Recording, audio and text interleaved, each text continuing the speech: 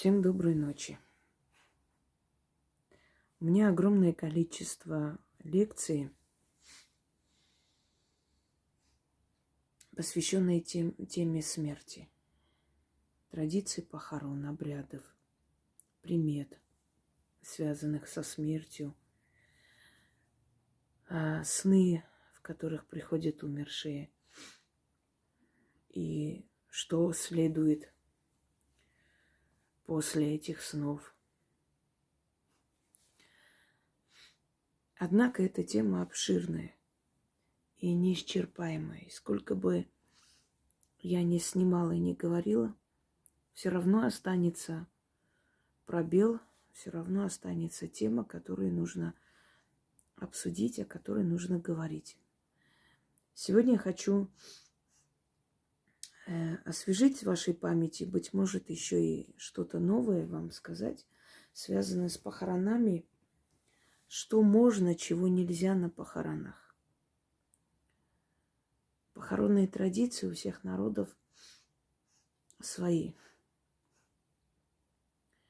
Изначально людей кремировали, предавали огню, сжигали. Таким образом быстро освобождали душу.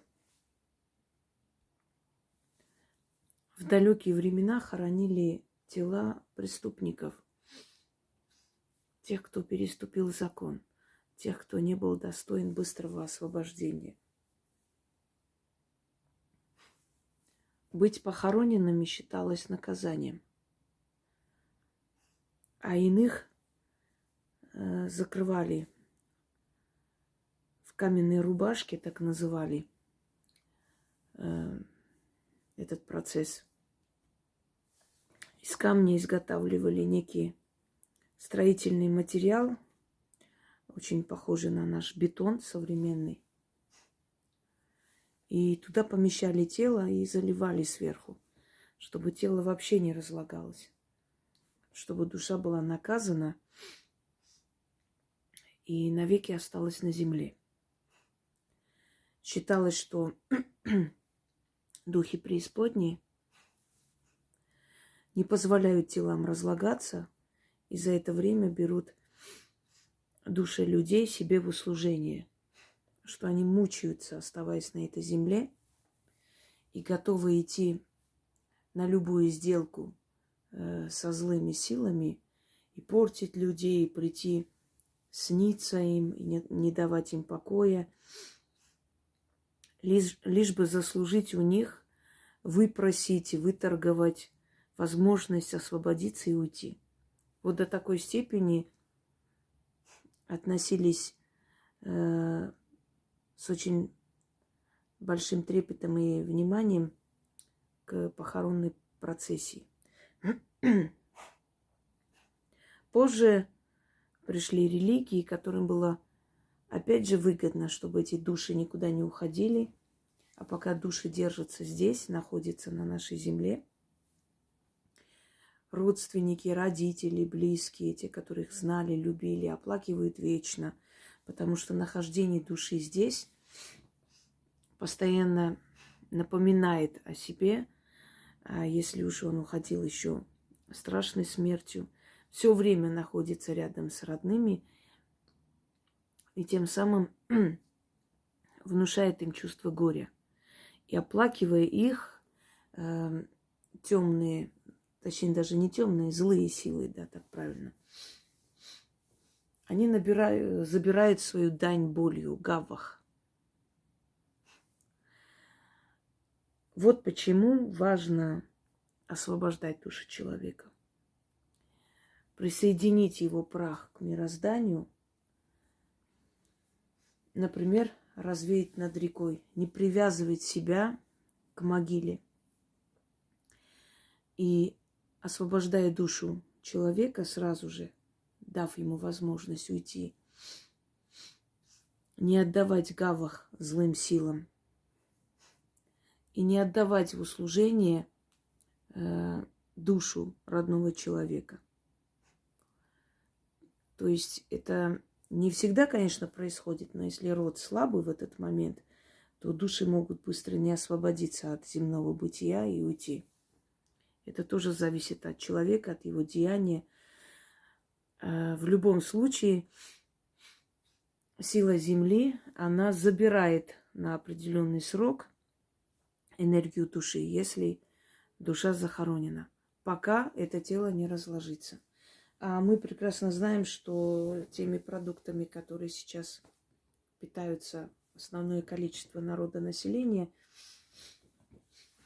даже после эксгумации тела, через десятки лет, тело оказывается нетронутым. Христианство это использует во благо себе. Тут же забирают нетленное тело, объявляют святым, потому что оно нетленное, не учитывая, что есть особенности почвы, например. Ну и особенности того, что есть человек, он практически мумифицируется, можно сказать. Объявляется тело нетленным, и тем самым еще больше привязывает его душу к этому миру. По сути, душу этого человека, да, душе некая такая программа вселяется, то есть заставляет работать в угоду церкви. Приходят, смотрят, приносят пожертвования. Таким образом, этот эгрегор существует. Хочу вот несколько примет, которые, может быть, вы задавались вопросом, и для вас осталось загадкой, почему это происходит. Почему, например, когда человека хоронят, а в древние времена, если вели на место кремации, разбрасывали цветы. По всей дороге бросают цветы. В разное время могут быть цветы, еловые лапки. То есть, почему это происходит?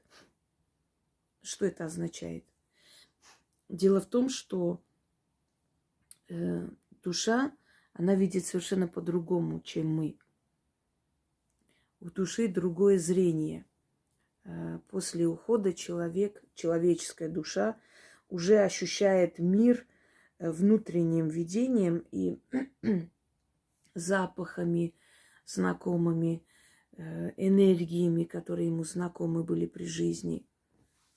Чтобы дать ориентир душе, чтобы показать, что ему нужно выйти из дома и уйти, найти свое место на кладбище, то есть пока хоронят и пока его душа привязанная до того момента, пока тело не разлагается, да? То есть идти, вывести его из дома, чтобы он нашел место, нашел свою дорогу на кладбище. Ну, или из дома, или из морга, если забирают. И душа чувствует и видит эту дорогу только благодаря определенной энергии. Если создать такую дорогу из энергии цветов живых, то душа уходит по этой дороге до своего пристанища. Вот поэтому, когда идут хоронить человека, по всей дороге разбрасывают цветы. Почему люди приносят цветы на кладбище, на могилу, на похороны? Я об этом уже говорила. Есть несколько объяснений. Первое. Цветы символизируют вечность, вечную жизнь. Да и вообще жизнь саму по себе. И показывается тем самым, что жизнь его смертью не заканчивается, что его жизнь только начинается, что перед ним вечность. Это первая причина. И вторая причина – это цветы отдают свою энергию. Они делятся своей энергией с умершим. То есть отдают определенную силу и помогают ему подняться. Вообще похороны, они для того и созданы. И последнее там прощание, вечное прощание, отправление в вечный покой. Плач, ритуальный плач или настоящий плач, разговоры о нем. Это его праздник. Это последний праздник каждого человека, его похороны. И говорят о его жизни, подытоживают. Первое. дают понять силам потустороннего мира, какой это был человек и какого о нем мнения люди, чтобы во время того, когда будут его судить, учитывали мнение людей, с которыми он рядом жил, которые его знали. И второе, ставят точку, подытоживают. И все эти разговоры, все эти зажигания цветов, свечей, ношение цветов, прощальные речи, плач, все это энергия, которая дает, помогает его душе уйти с этого мира и найти покой. Привязанность к своей могиле, это не значит, что он находится на этой земле. Он в потустороннем пространстве, но просто он активен. Он еще не ушел на вечный покой. Он пока что ждет вот в этом, в том самом чистилище, о котором мы говорим. Это не означает, что там кого-то жгут или что-то еще делают или пытают. Он ждет своего суда. Он привыкает к тому, что он ушел. И цветы тоже здесь играют роль. Цветы показывают человеку, помогают ему понять, что он ушел своей энергией. Это последний его подарок, который он получает, уходя из этого мира.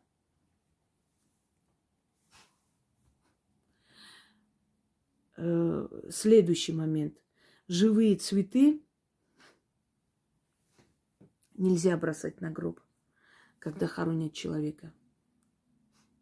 Там ничего быть не должно, кроме его гроба и его тела, собственно говоря, которое уже одели, подготовили и спустили и отдали земле. Дальше.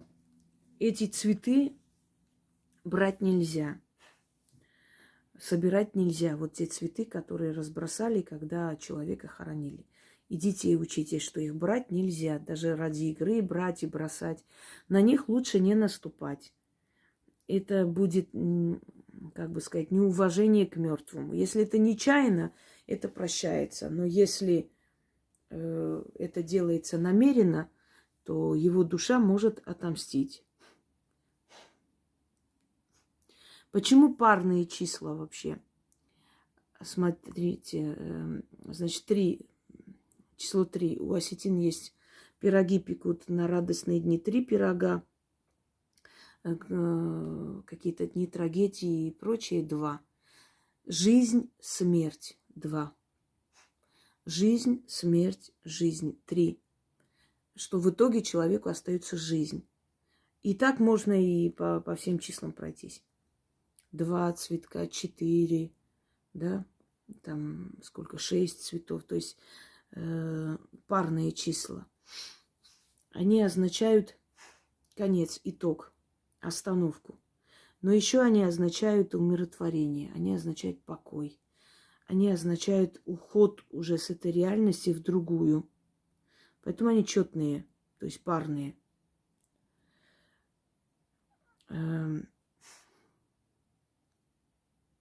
Далее.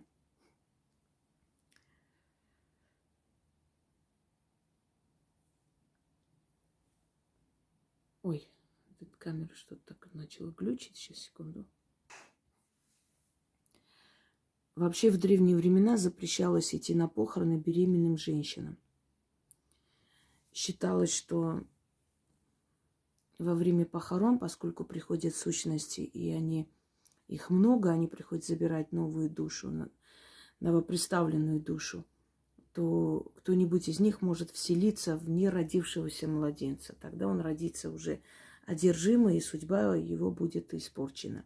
Поэтому женщинам беременным строжайше запрещалось идти на похороны, даже родных людей. Детям нельзя было, по некоторым версиям, до 3, по другим версиям до 12 лет быть на похоронах. Исключение могло быть только если это родители, и ребенку нужно попрощаться. В других случаях нежелательно, потому что даже дело не в их психике, дело в том, что их защита еще не так сильна, и можно нацепить на себя всякие сущности на кладбище, да и во время похорон.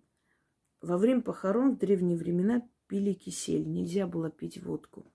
Потому что когда человек выпивает, когда он пьет, он отключает свою вот эту вот подсознательную силу. И от него отходит его защитник.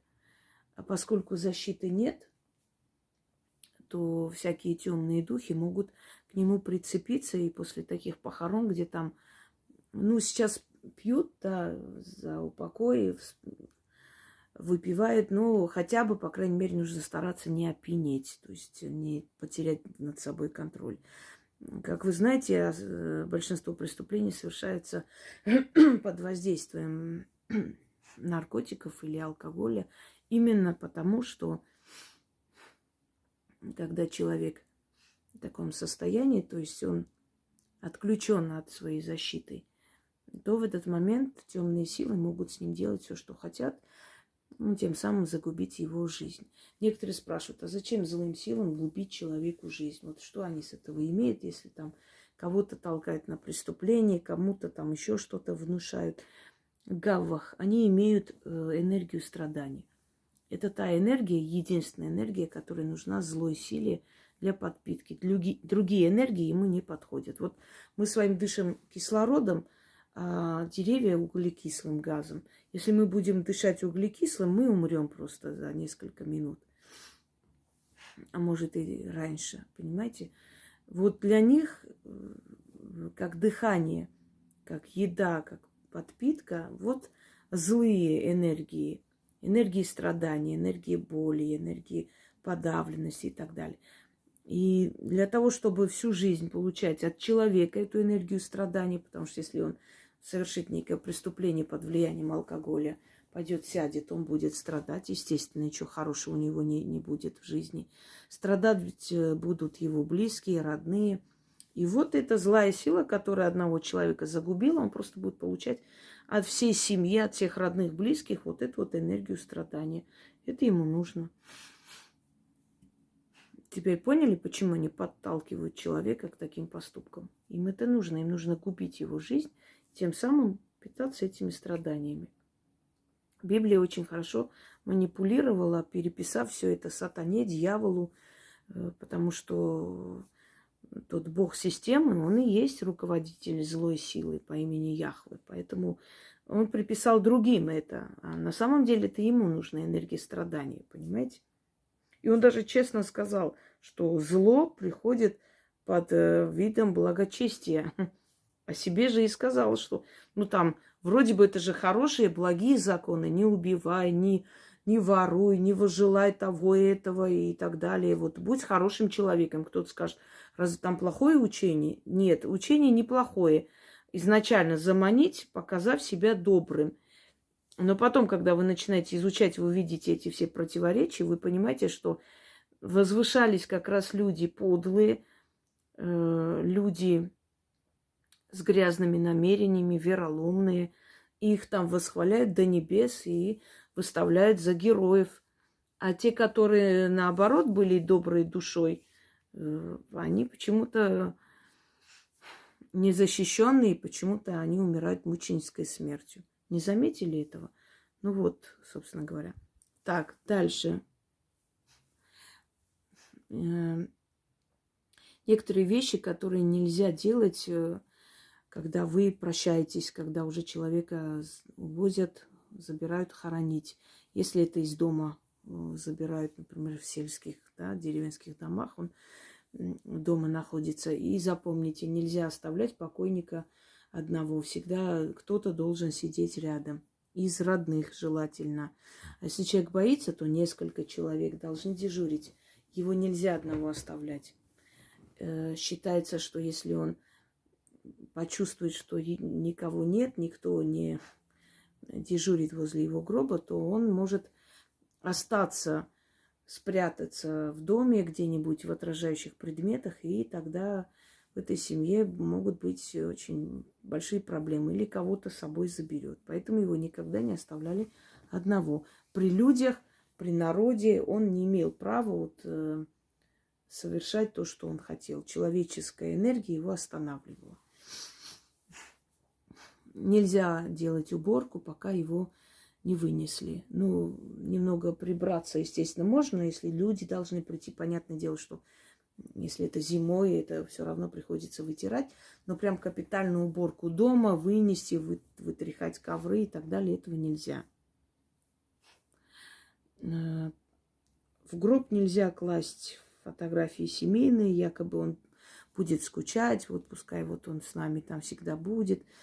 Одна умная бабушка, в кавычках, положила в гроб своей дочери нарисованные ручки детей, мол, она будет очень скучать. А потом дети начали говорить, что мама им снится и говорит: я вас за ваши ручки забираю, придите ко мне. И вот очень тяжело было потом это все отчитывать.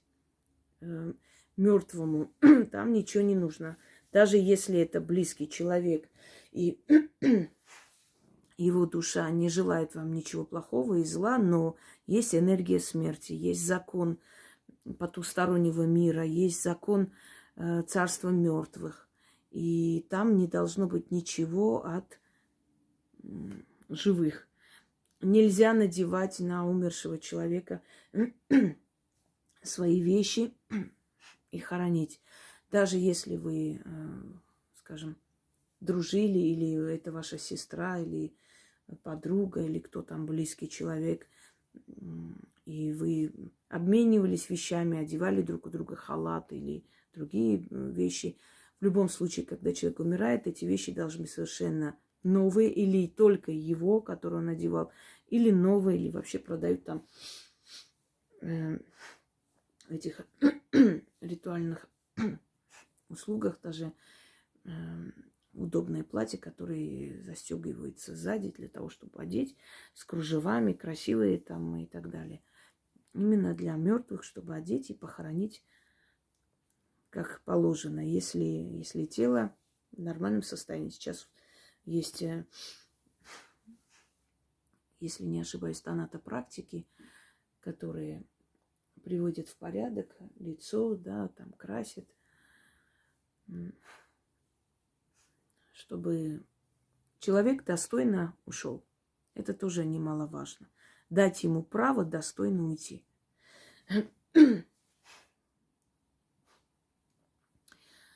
Нельзя оставлять покойника глаза открытыми, потому что если на кого-то он останавливает свой взгляд, внезапно бывает, когда во время похорон, у меня есть такое заговорить от мертвых, защита от мертвых, там вот как раз на этот случай.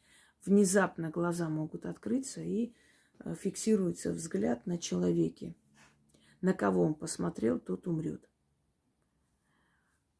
Надо либо себя срочно заговорить, вот я уже давала заговор, либо, если есть страх, все-таки прийти к человеку, знающему, который заговорит, потому что это опасно. И в открытом состоянии тоже нельзя оставлять глаза. Обязательно что-то кладут. Если вообще глаза не закрываются, то завязывают. Ну, чем-нибудь там кладут, что-нибудь такое, материю, чтобы они не были видны. Рот покойному тоже нужно закрывать. Иначе он застывает в такой неприятной позе. Почему покойный открытым ртом умирает? В древности говорили, что когда смерть приходит,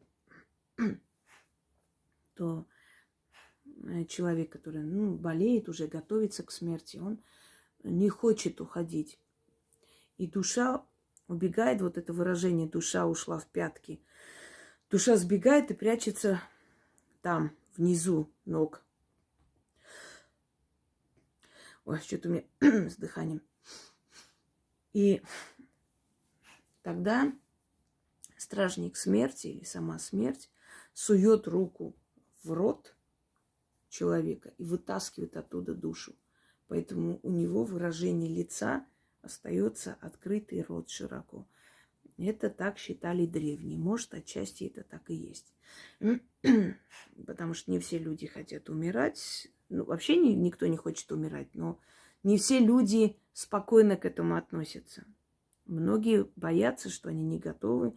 Кто-то вел не очень честный образ жизни. Люди, когда умирают, Только в этот момент им приходит осознание того, что потусторонний мир есть, и они понимают, что теперь за все им придется отвечать. И вот тогда начинается жуткий страх и нежелание уйти. И если бы люди изначально знали и были уверены, что есть потусторонний мир, все бы жили просто святой жизнью. Крышку гроба нельзя дома заколачивать, потому что вместе с крышкой можно забрать и закрыть в гроб и удачу, благополучие семьи. Это делается только на кладбище. Еще заколачивать гроб дома нельзя, иначе покойник вернется назад, потому что он должен с открытой крышкой гроба идти на свою могилу, со всеми прощаться с этим миром, и только тогда уже спускаться и уйти. То есть он уже ушел с этого мира, он не принадлежит этому миру. Ему закрывают глаза, его отправляют.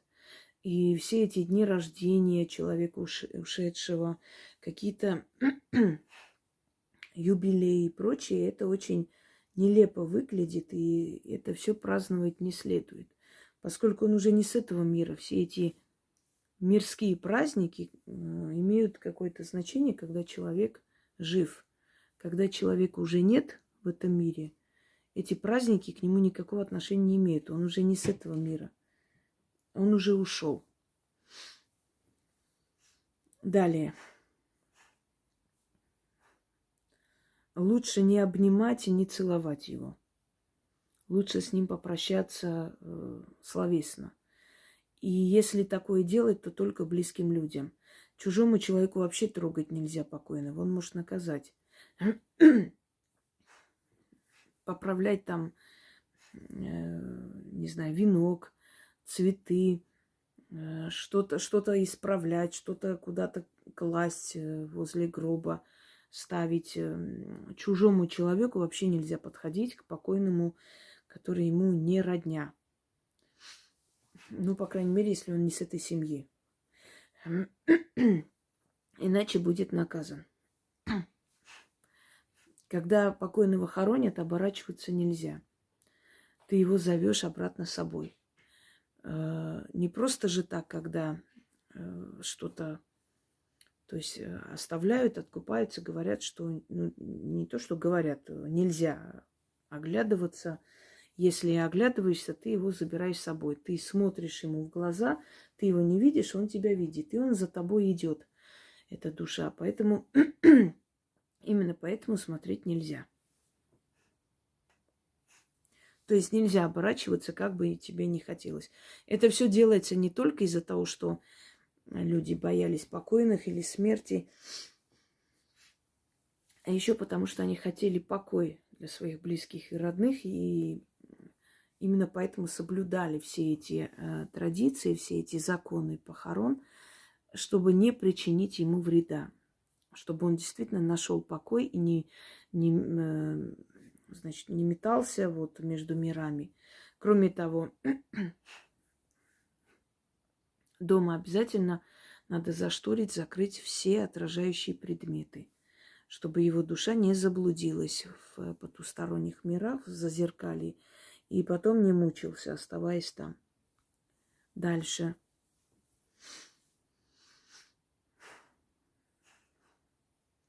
Можно ли здороваться на похоронах? Обнять друг друга, целовать, чмокаться, там, hello, как дела, окей. Естественно, нужно соблюдать какую-то субординацию, да, соблюдать вот эту общую атмосферу скорби. Но можно ли здороваться? Да, можно здороваться, в этом ничего такого нет. Далее. Бросание горсти земли. Из праха был создан, в прах обращен. Об этом говорится. Но еще и земля дает покой. Считается так, что нужно отдавать земле, если... Ну, то есть, почему отдают земле? Хоронить, соблюдая все каноны и законы, чтобы душа нашла покой. Даже в древнегреческих сказаниях о хороне, который перевозит, да, паромщик, который перевозит мертвых, там сказано, что перевозит только те души, которые нашли покой, которых похоронили по канонам или по всем этим законам той религии или того народа, которому он принадлежал. Ну или той общины, неважно. Эти пятаки для хорона изначально они были предназначены именно как откуп ему. Но вы должны понять, что духам не нужны монеты в физическом плане. Они забирают энергию денег. Поэтому эти монеты кладут, а потом забирались. Потом либо оставляли на могиле, либо закапывали, либо кидали в реку, что лучший вариант. Либо отдавались ведьме, если они не нужны. Отдавались знающим людям, знахарям. Они этими монетами могли помочь многим людям на самом деле. И это издревле, скажем так, знакомо. Тем самым тоже каким-то образом помогая человечеству, делая, внося свою лепту. Потому что это не предметы, оставшиеся от человека, это именно паромщику откуп. Он должен куда-то уйти. Далее. Мне задали вопрос, что может быть, если человек, предположим, язычник, а вот его родные не согласились с этим всем, что он просил, и, нарушив его последнее желание, пригласили там попа, отпели, что-то еще, крест поставили на могиле. Пострадает ли от этого всего его душа? Первое, что может быть, родственники могут наказаться за то, что не выполнили волю покойного и поступили по-своему, потому что это его право, его последнее право, и нарушать они это не имели права никакого. Следующее. Ему от этого ничего не будет. Человек уходит в тот мир с теми сущностями, с теми богами и силами, которым он поклонялся при жизни. Он уходит к ним. Вообще уходят на суд богов, они там узнают, что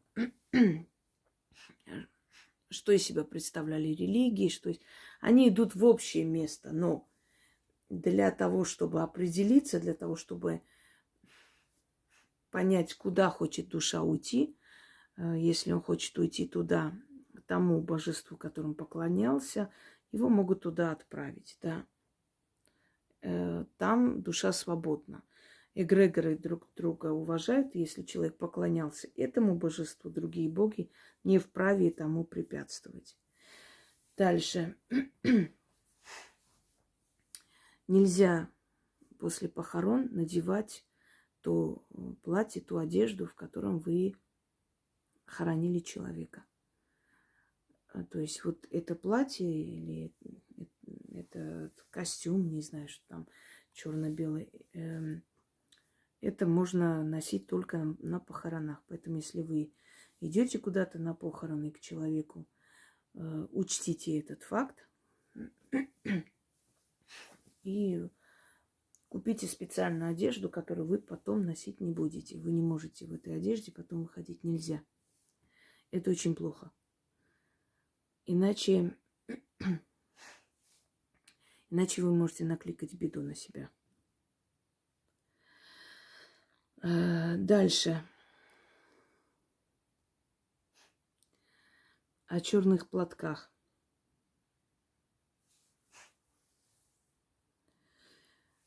Черные платки обычно обязаны носить на похоронах. Желательно, чтобы носили на похоронах женщины семьи. Дочери, племянницы, двоюродные сестры, родные сестры, бабушка, мать и так далее. Дальше. Вы никогда не задумывались, почему целуют покойного в лоб? Считается, что вот это место переносится, да, третий глаз. Это некий такой ритуал. Вообще целование в лоб не только относится к покойным. На Востоке целуют в лоб дочерям. Поцелуй, касание губами лба вместо третьего глаза стирает с памяти человека, считается, все горькое, все плохое, прощание друг друга, сближение. И целуя покойного в лоб, таким образом касанием стирается обида между людьми, чтобы он ушел со спокойным сердцем. Его ли обидели, он ли обидел. Если приходит человек близкий, родной, с которым, может быть, у них были не очень хорошие отношения, и на прощание целует его в лоб, тем самым братается, то есть тем самым они взаимно прощают друг друга. Вот поэтому, это не обязательно, но я просто вам объясняю, из-за чего, откуда эта примета, то есть почему это все пришло. Дальше. Как бы вам ни хотелось, не ругайте покойного, который только ушел, если даже 40 дней не прошло. Не говорите о нем, не проклинайте, не говорите дурные слова. Потом можете выразить свое мнение, высказать, говорить, как вы считаете нужным, то есть сказать, какой он был, по-вашему, человек. Если это справедливое мнение, почему бы нет. Но если человек только умер, нельзя говорить. Его душа пока находится в этом мире. Он может к вам привязаться, потому что вы часто о нем говорите, вспоминаете, а потом начнутся стуки в дверь, в окно, понимаете, посреди ночи ходьба и так далее. Это не нужно. Как бы вы ни держали обиду на человека, лучше не высказываться о нем, ничего не говорить, если он только что похороненный. Дальше.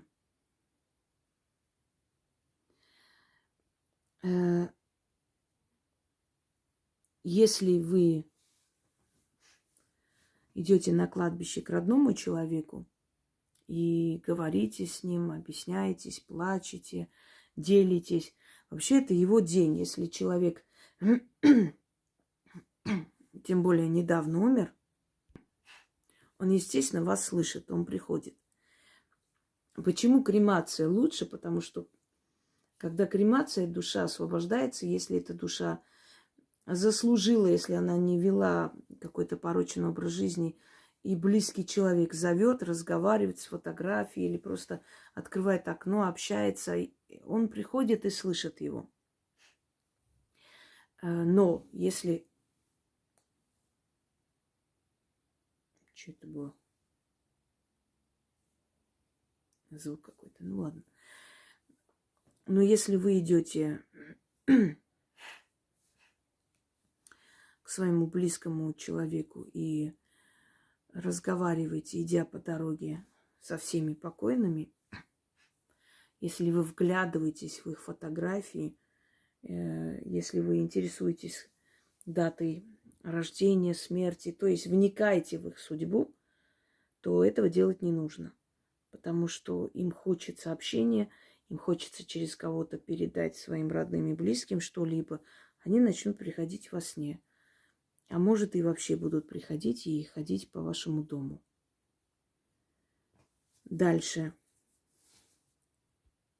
Слишком часто не ходите на кладбище, даже если там похоронен родной человек. Это мир мертвых. Он должен там быть в покое. И стражники кладбища не любят, когда чужаки там расхаживают. Поэтому идите туда по определенным дням. Каждый день нельзя туда ходить. Я вам рассказывала, что женщина попросила сына и мужа, значит, выложить дорогу из своего дома прямо до кладбища, чтобы она могла зимой ходить к матери и обратно. И, по сути, пустила смерть в свою жизнь. И погиб сын, потом муж, и вот так она осталась одна. Если вы идете на кладбище, выходя, не оборачивайтесь. Просто уходите. Ни в коем случае не оборачивайтесь. Даже если вам покажут, что за вами идет кто-то. Ну, если это человек, выйдите, собственно, будете уходить, уже выйдете за ворот, то посмотрите, оглянетесь, там есть кто или нет. Но до этого времени нельзя. Потому что вы поневоле как бы их приглашаете себя, к себе в дом. Вот о чем. Когда будете бросать землю, вот чуть не забыла, в древние времена чертили межу, чертили линию, через которую переступать было нельзя. Брали землю за эту линию и бросали. Потому что часто бывает, что человек бросил, отошел, из его следа либо намеренно, либо случайно взяли землю, бросили туда. И, по сути, ноги ваши, след ваш кинули в могилу. И это чревато болезнями и смертью. Никогда не позволяйте никому закидывать за шиворот вам могильную землю с криками о том, это специально, чтобы ты мертвых не боялась. Это есть порча. Это настолько распространилось, что люди забыли, откуда это происходит, что это за приметы, и начали вот эти идиотские традиции. Это порча. Но чтобы объяснить, что она делает, кричали, мол, это специально, чтобы покойного не бояться. Никакие деньги никогда не кидайте спокойным, тем более на гроб. У вас в семье наступит полное просто разорение и бедность. Учтите это. Это тоже дурацкая примета, которая непонятно откуда пришла, и все это соблюдают. Никакими путами не завязывайте себе ноги. Якобы лечат от венозных болезней. У вас может начаться гангрена. У вас может начаться что угодно. Это мертвая сила. Мертвого привязали, его руки вязали этими путами. Понимаете? Никогда не забудьте эти путы снимать. Если путы не снимете, будет очень плохо в семье. Начнутся болезни, страшные происшествия, пока очень сильный мастер это не снимет. Это опасно. Имею в виду, что путы нужно снять с рук покойного. Надеюсь, поняли. Еще раз скажу, что одного оставлять его нельзя. Но и человека совершенно одного в доме оставлять спокойным нельзя. Там должно быть определенное количество людей. Далее. Некоторые народности надевают белый цвет. У них скорбь выражается белым цветом. Это было у некоторых племен, персидских племен, не у всех. Сейчас уже и черный символизирует. У индусов белый цвет означает траур. Как-то смотрела фильм «Белые вдовы». Страшная вещь, конечно, когда выкидывает мать на улицу и давать ей еду, и пропитание, и помочь считается грехом. Люди боятся подходить и помогать этой несчастной женщине, которая практически голая сидит там, потому что у нее и одежды отбирают. Страшная вещь. Но люди всегда умели очень подло манипулировать традициями, обычаями в свою пользу. Если вы идете на кладбище, и некоторые спрашивают, как здороваться с покойными. Обычно, как вы здоровались при жизни. Здравствуй, там, моя хорошая, вот я к тебе пришла. Это как обычно, как с живым человеком. Но если вы вдруг услышите, что на кладбище вас кто-то зовет,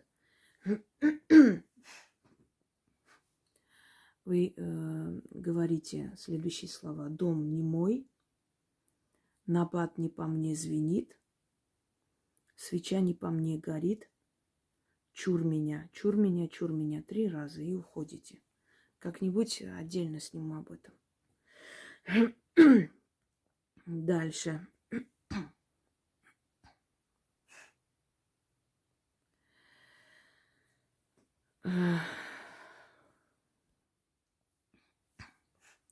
Желательно, когда уходите, надо говорить: вам, мертвецы, лежать, а мне здоровые бежать. Смотрите, не перепутайте. Я в детстве перепутала и чуть не умерла. Точнее, дурачилась, ерундой занималась, думала, что это шутки. А потом у меня температура поднялась, мне было очень страшно, плохо. Я чувствовала, что я умираю. И меня очень большим трудом вернули к жизни. Мазали меня кладбищенской землей. Вот заставили, чтобы я до сих пор помню, это красная земля такая вперемешку с глиной. И я сидела, сохла, я высохла, потом начали меня купать и смывать и определенными словами, поплевывая в сторону. И на утро мне стало легче. У меня было ощущение, вот знаете, где солнечное сплетение, такое вот тревога, ужас, страх, что я умру. И я когда призналась, что я сказала такие глупые слова, меня, конечно, ругали, но вот в магии каждое слово имеет свое значение. Это точная наука. Скажешь по-другому, получится по-другому. Запомните это. Дальше. Если гроб уронили, значит, в семье будет беда. Может быть пожар, все что угодно. Если у покойника голова содрогается, если он, то есть качается головой в разные стороны, это значит, в скором времени в семье еще один покойник будет. Это тоже надо знать. Поэтому всегда старались, во-первых, несли гроб люди физическими данными определенными, на всякий случай, мало ли, кто-то следил, под ноги смотрел, чтобы вдруг не подскользнулся, никто не упал. И всегда подкладывали возле головы покойного там подушки маленькие или что-то еще, чтобы им вату иногда клали, чтобы он не поворачивался в разные стороны. Потому что всегда, когда такое было, в детстве, я помню, сколько там похорон, старых людей хоронили, всегда бабушки говорили, там, причитали: ой, кто-то умрет опять из их семьи, нехорошо, голова кружилась туда-сюда. Так и случалось, крутилась, извиняюсь. Так и происходило. Просто я знаю, каждый раз так и происходило. Не просто так они говорили. Нельзя идти навстречу похоронам. Вот видите, что идет процессия. Ждите, пока не все пройдут. Нехорошо идти прям навстречу им. Стойте на месте и ждите. Нельзя пересекать похоронную процессию. Вы заболеете. Причем заболеете неизлечимой болезнью. Дальше. Нельзя вглядываться в лицо покойного. Ну, посмотрели там, увидели, кто это. Прям пристально смотреть нехорошо. Вам может даже показаться, что он повернется и на вас посмотрит. Это очень страшно. Такое было. Так сошла с ума заловка моей тетки. Очень красивая молодая девушка. Она поднялась наверх, у них родственник лежал. Вот почему, говорю, нельзя одного оставлять покойного. Если бы там кто-нибудь сидел, у нее бы такого не было. Вот она подошла, что-то ее попросили, и она увидела что-то. То ли он повернулся на нее, посмотрел, то ли он глаза открыл, как ей показал. Она с ума сошла. И она умерла в сумасшедшем доме. Ее не хотели сдавать на лечение ни в какую, но она уже и пропадала, и убегала в лес, уже была невменяемая. И в конце концов ее сдали на лечение, но она не выжила, она умерла. И хоронили ее в свадебном платье. Так что не нужно рисковать, это опасные игры. Иногда демонические сущности, которые находятся рядом с его душой, могут сыграть злую шутку, могут позвать человека. Понимаете? Процесс похорон – это очень серьезные вещи, очень опасные дни.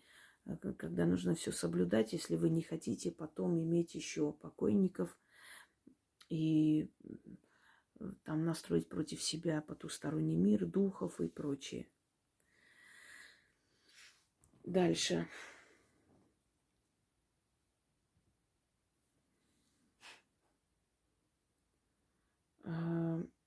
Раскопать могилу — это не только наказуемо по статье, это не только кощунственно, это еще и чревато подселением и проклятием рода. Просто говорю, потому что часто бывает, что на богатых похоронах ошиваются воры. Они краем глаза смотрят, что там похоронили вместе, что сделали, как, чего, а потом идут обкрадывать покойного. Это очень плохо может для них закончиться. Это может закончиться подселением, это может закончиться безумием. И такие случаи бывали издревле. Расхитители гробниц и все вот построенное на этом всем, то есть снятые на почве вот этих рассказов фильмы, они брали свое начало именно вот из таких рассказов, и многие из этих рассказов правдивые. Мертвые наказывают. Все, что там есть на могиле человека, либо в гробу, все, что кладут, это все дар смерти. Никогда ничего не поднимайте на могиле, на кладбище, на перекрестке кладбищенском. Даже если это случайно у кого-то упало, это дар смерти. Заберете и горе вам. Я вам рассказывала, когда отец принес подарок дочке, а оказалось, что и ребенок куклу принес красивую, хорошую, дорогую. Вот она обрадовалась, наконец-то муж зашевелился, может, работу нашел. И ночью приходит, ребенок говорит, что ночью приходит злая девочка и говорит: отдай мою куклу. И она заболела, она чуть не умерла. Ее там отчитывали и еле спасли. Оказалось, что это кукла, взятая у могилы. Девочки, богатые родители, принесли ей куклу, ребенку. Это не только ее кукла, это подарок силам смерти, кладбищенским силам. И именно поэтому там ничего брать нельзя. Не то, что зарывать могилу, мне кажется, это уже последнее дело, что хуже этого ничего не придумаешь. Нет, бывает пострашнее преступления. В любом случае, это очень низкое и очень, очень страшное дело. Далее. Запомните, на похороны и на поминки и прочее не зовут. Люди сами приходят, когда узнают. Просто мне одна женщина сказала: вот мы не пошли на похороны кого-то, там они обиделись, что мы у вас были всегда, там на похороны матери помогли, а ты не пришла. Ну, я же приглашение не видела, но они же меня не приглашали, как я могу пойти? Я говорю: очень интересно. Вы вроде бы всю жизнь в России живете и не знали, что на похороны нет ни приглашения, ни каких-то там открыток. Люди узнают и сами приходят.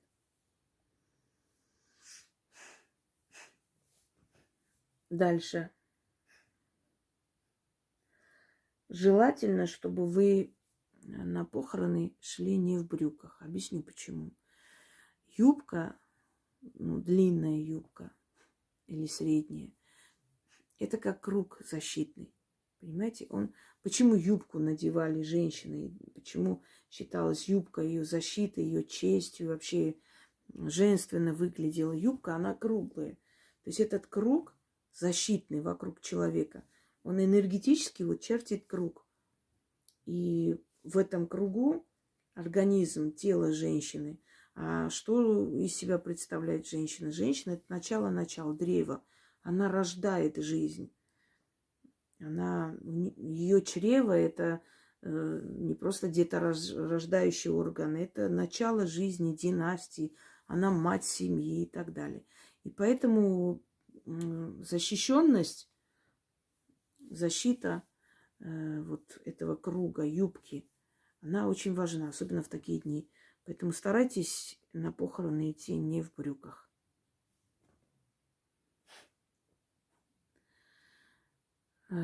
Так.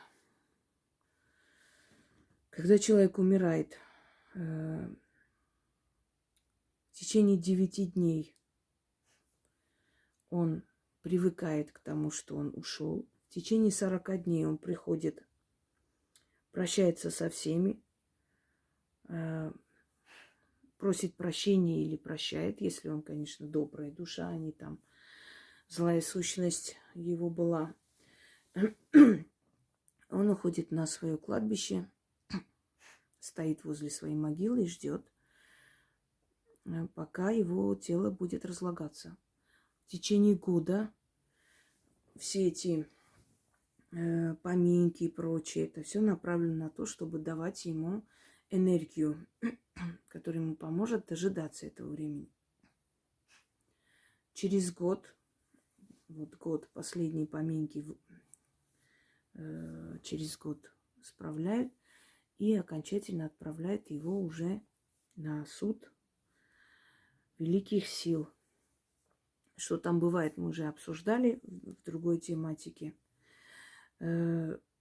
Есть определенные приметы, по которым можно понять, он рядом или ушел, или еще рядом находится в доме, приходит, уходит в это время. Ну, например, если ни с того ни с сего к вам пришел котенок, собака, вот просто приходит к вам именно после его смерти. В течение там 9 дней, 8 дней, 40 дней, неважно, вот в это время, в течение года. Приходит ни с того ни с сего, находите котенку, собаку. Это не он, конечно, но его энергия направляет это живое существо к вам. С помощью этого живого существа он может вас почувствовать. Потому что для того, чтобы почувствовать живого человека, мертвая душа должна к кому-то прицепиться или вселиться туда. Вселяться в собаку, кошку он не может, но он прицепиться может. И он может почувствовать, когда вы ласкаете эту собаку, говорите нежные слова, обнимаете вашу энергию через эту собаку. И я всегда советую, если вы увидели вот именно во время, то есть после похорон человека, после его смерти, если к вам внезапно приходят или встречаются на улице животные, обязательно заберите домой. Это он привел, и через это животное он будет вас чувствовать. Столько, сколько он будет здесь на земле, и насколько у него сил хватит. Приходите и почувствовать. Понимаете?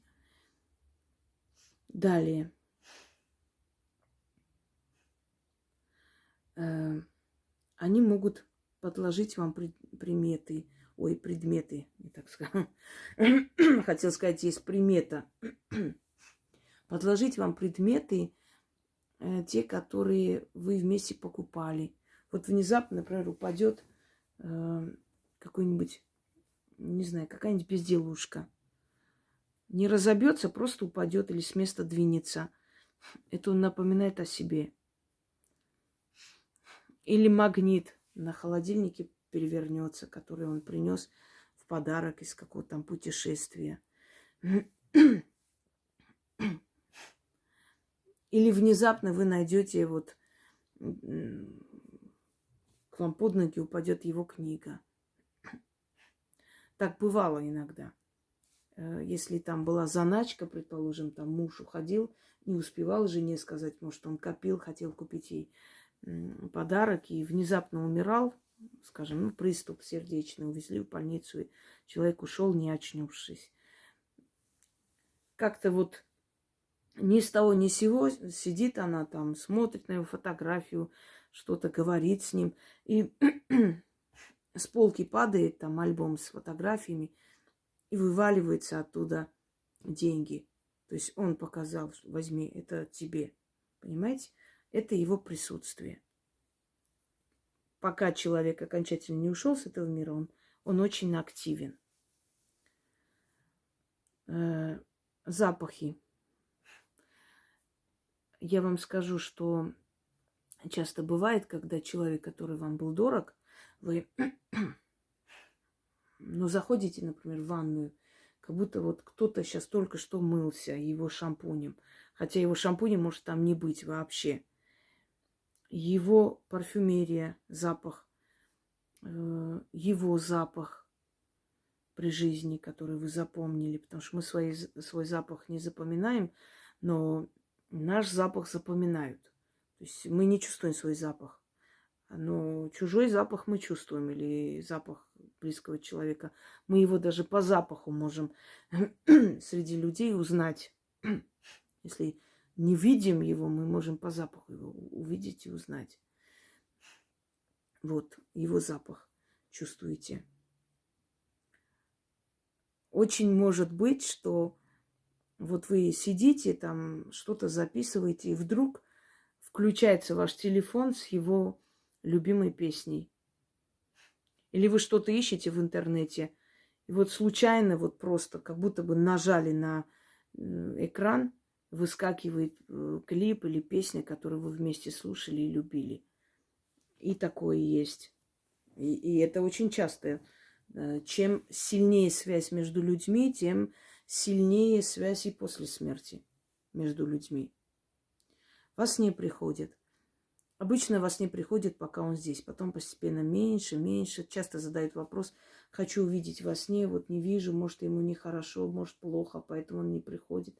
Наоборот, если он начинает уходить и перестает сниться, значит, он ушел на покой. И поэтому он и не снится. Что ему уже все, он уже не в этом мире. Ну, может прийти когда-нибудь, предупредить или явиться на ваш зов и ответить на какой-то вопрос. Но он уже не в этом мире. Числа. Обратите внимание, числа. Постоянно вы натыкаетесь на одно и то же число. То по телевизору скажут 3. Потом посмотрите 3 часа уже. Потом что-то там, смотрите, 3 бокала стоят. Числа. Он что-то хочет сказать вам. Может, 3 числа познакомились. Может, 3 числа приходи на мою могилу 3. Или 7, или 20. Неважно. То есть постоянно акцент делает на одни и те же числа. Далее.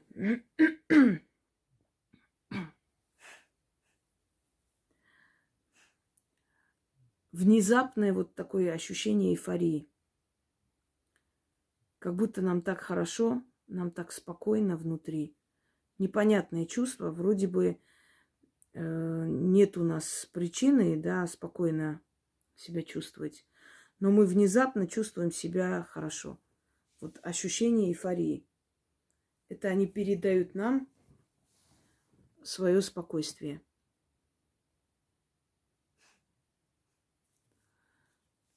Итак, друзья мои, вот еще одна лекция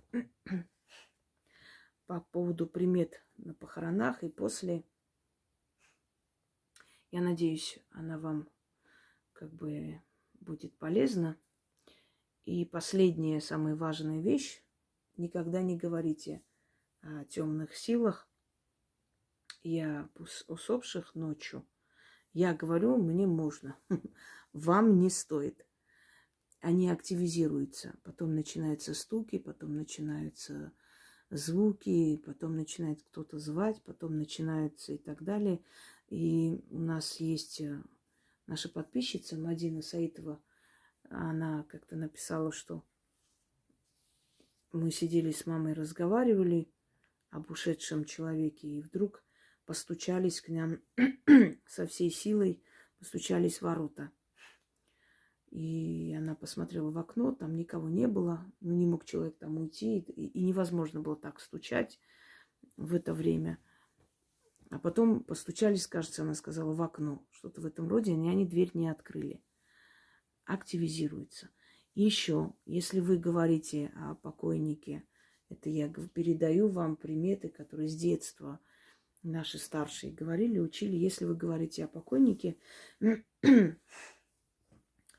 и вдруг падает стакан с водкой или с другим горячительным напитком, это значит, что он захотел напиться или захотел, чтобы его помнили. Если во время разговора о покойнике кто-то начинает кашлять, надо обязательно бить его по спине и говорить «чур тебя, чур тебя, чур тебя». Или что-то такое, пусть ничего плохого с тобой не случится. Что-то в этом роде. Не так сказал. Да. И вообще проявляйте уважение к смерти. Проявляйте уважение к ушедшим душам. Мы когда-нибудь все уйдем туда. И нам бы тоже хотелось, чтобы люди соблюдали все эти законы, неписанные по отношению к нам, потому что это все нам помогает, то есть поможет нашей душе уйти на покой, не будет никакие помехи для нас, значит, препятствия какие-то чинить. Желаю всем удачи, всех благ, живите долго и живите хорошо. Жить, как говорится, хорошо, да, хорошо жить еще лучше. Не всегда это удается, но, по крайней мере, стремитесь к этому. Всем удачи!